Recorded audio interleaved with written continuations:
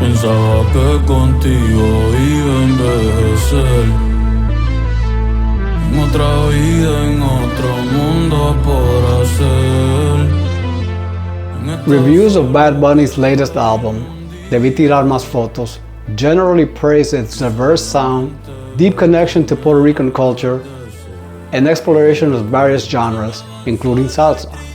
Critics highlight it as a personal and powerful homecoming for the artist, which many consider his strongest album yet. We will focus on Baile Inolvidable, the third single from the album. I'd also like to discuss some of the concepts explored throughout the entire album. I don't claim to be an expert on Bad Bunny's music or música urbana in general, but like him or not, even before Debí Tirar Más Fotos, his productions have been fresh, inclusive of different genres, and not merely following the latest trends in música urbana. Que quede claro que aquí no estoy hablando de las letras que Bad Bunny ha escrito a lo largo de su carrera. Let it be made clear that here I am not talking about the lyrics Bad Bunny has written throughout his career. I would also like to make clear that while I will reference some historical figures and songs, many others will be left out. There's too much history, and countless significant individuals have contributed to this music, making it impossible to include everyone. This omission does not mean that I'm making a value judgment on any person or era not mentioned here for lack of time. Baile Inolvidable is a salsa rhythm making waves on music charts and streaming platforms. The track blends traditional salsa with modern elements, honoring its roots while appealing to a younger audience. Much like in música urbana, the beginning emphasizes heavily processed vocals and sound effects. Unlike the music of my generation, today's productions are designed with video and stage performances in mind, using sound effects to evoke the drama the song conveys. What stands out here is the extended introduction. In salsa, long introductions have become unconventional, but this isn't salsa yet. This is Bad Bunny reminding his followers where his bread and butter is. At the 33-second mark, interesting vocal harmonies appear,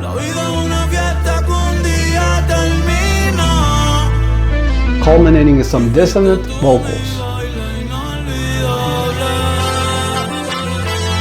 The first hit of salsa arrives here when the brass makes its entrance. Then there's a surprising moment when everything stops and a spoken affirmation follows. Mientras uno está vivo, uno debe amar lo más que pueda. While one is alive, one must love as much as possible. This quote is attributed to Jacobo Morales Ramirez, a Puerto Rican filmmaker, actor, and poet some consider the most influential film director in Puerto Rico's history. Salsa emerges fully after the affirmation, when a percussion break introduces a simple melodic hook with traditional syncopations lasting 16 bars. While this is typical of salsa, Baile Inolvidable is already breaking the norms of today's genre. For example, where a verse might typically begin, there is instead a bass and piano ostinato reminiscent of Hector Lavoe's Juanito Alimaña.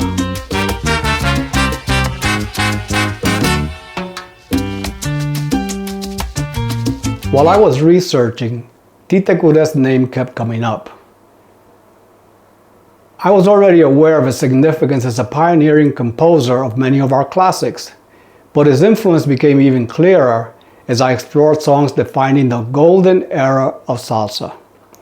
He composed Anacaona, Babaila, Periódico de Ayer, Isadora Duncan, all mentioned here, and countless other classics not cited here, like Pueblo Latino, Luz Negra, Marejada Feliz, y Las Caras Lindas. The accompaniment during the verses is minimalist. The bass plays a typical tumbao, but brass is absent for the first 16 bars. It's the first half of the verse, with the piano carrying what would otherwise be brass parts. Here's the ostinato.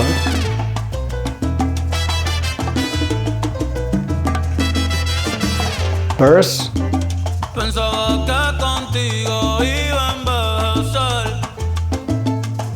You notice that the piano is playing between the verses, between the vocals.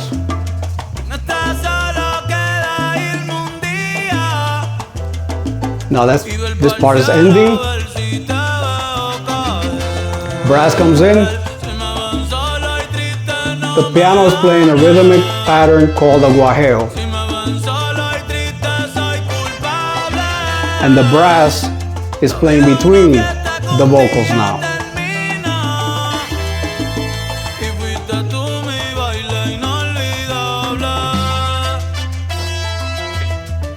This is the pre-montuno, the horn line that happens before the montuno,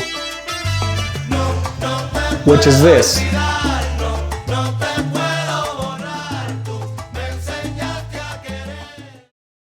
During the montuno, this coro is notably extended to 8 bars.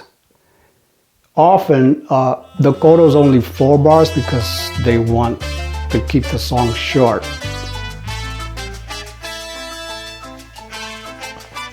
Coro, 3, 4, 8 bars. Now something interesting happens here.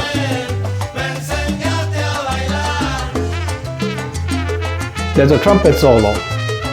Usually it's the singer answering the coro with a soneo, which is improvised. Benito's soneos begin here after the second coro. The soneos show Benito's ease with salsa rhythms and phrasing. Here, it becomes obvious that salsa was the soundtrack of Benito's youth. His phrasing and sense of clave are right on.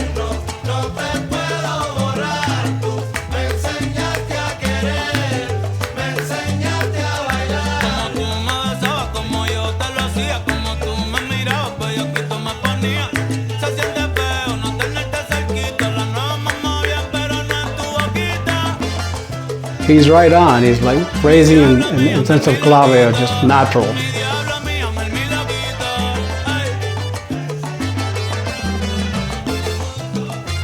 Swinging. This montuno has influences from salsa romantica, which was popular during the 1980s and 90s, kind of in the pocket and with simple harmonies, nothing complicated. Also, the piano guajeo, bass sound, and percussion groove is reminiscent of the salsa boricua that Benito probably heard throughout his formative years. Now we go on to the section called the mambo, which is instrumental and it occurs after the first montuno. The mambo's coming up, and in that, the simplicity is evident. The horns are playing the same note, there's no harmony. The notes are just 8 notes apart, which is called octaves. And when the harmony comes in, which is here, it's just basic thirds, very simple. After the mambo, the bass and piano ostinato from the introduction reappears, signaling the track's coda. Coda is a musical term meaning the end of the song. It's a section called coda. By this point, we're at the 4-minute and 6-second mark. The song is already pushing the limits of radio or streaming platforms, where shorter tracks are often preferred to accommodate advertising. Here comes the ostinato from the beginning.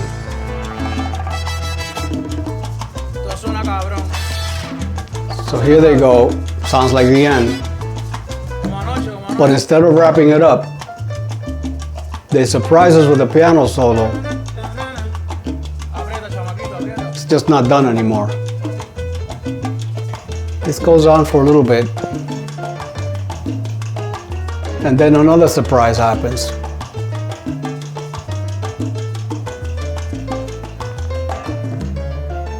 The accompaniment instruments drop out, leaving the piano entirely alone. So, despite concerns others would have about how long this is already, these artists decide to keep going, adding more coros and soneos. That was a coro. Here's a soneo.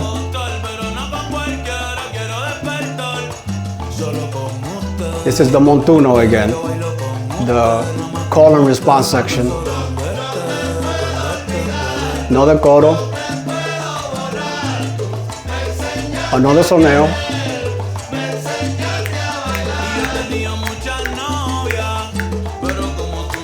Again, he's right on clave in his improvisations. Now we have a trombone and trumpet interplay reminiscent of Hector Lavoe's Periódico de Ayer.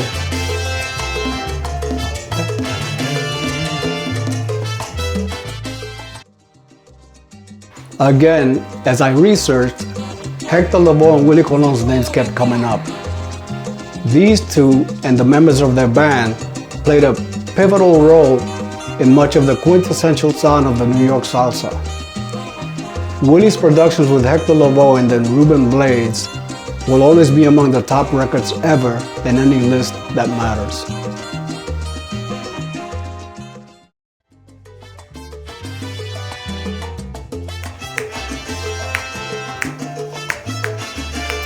As in Periódico de Ayer, they repeat this section, allowing the song space. And now, everything drops out, leaving only the trombones and trumpets.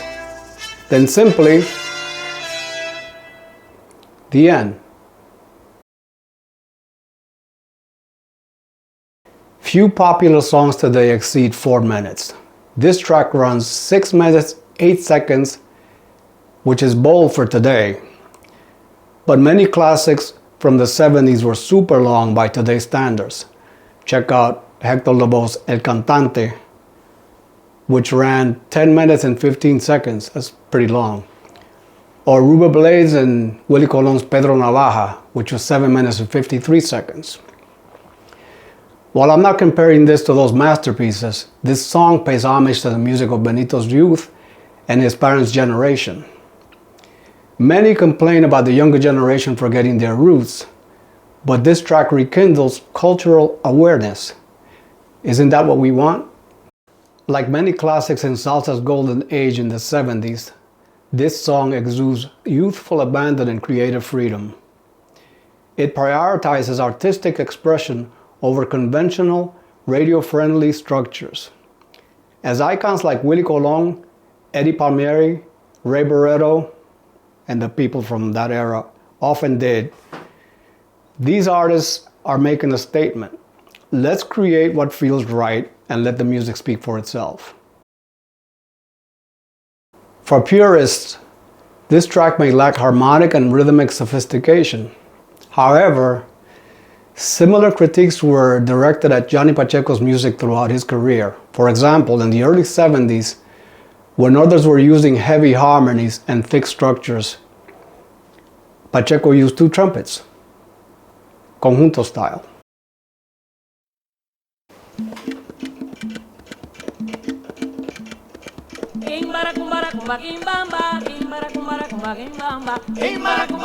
The conguero never uses 3 congas.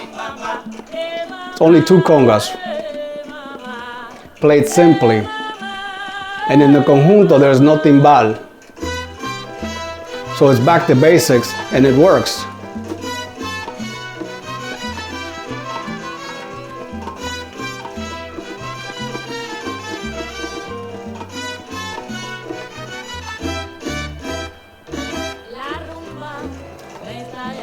The recordings made by Celia Cruz and Johnny Pacheco became popular throughout the world. And this conjunto style is one of the favorites on the dance floor, even today. Doesn't get better than this. It often happens that after a period of development, when music evolves from bare roots to more sophisticated rhythms and harmonies, the cycle begins anew. Baile Inolvidable is simple. Again, this is possibly because Benito and these musicians are exploring what, for them in a recording studio, is a new genre. It's also bringing salsa back to the streets, which is reminiscent of salsa's golden era.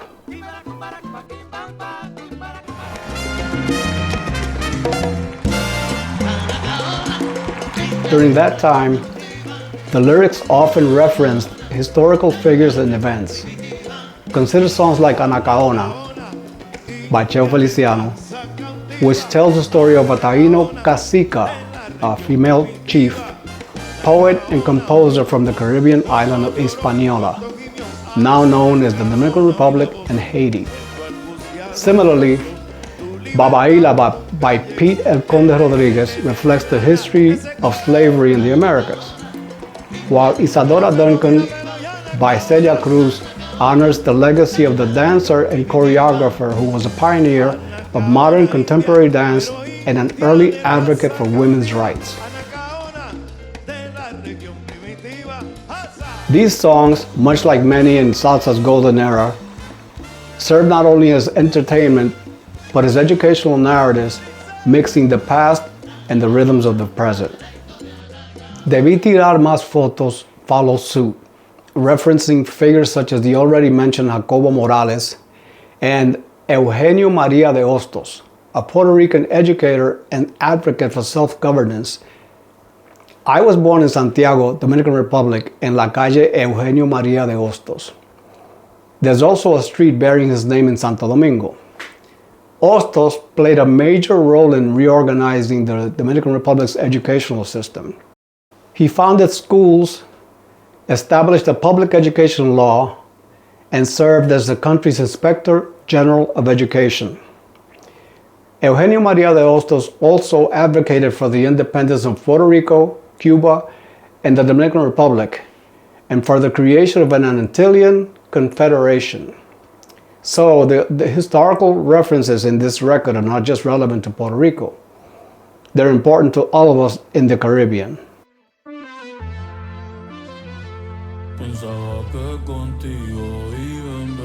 As I mentioned earlier, I'm not an expert on Bad Bunny.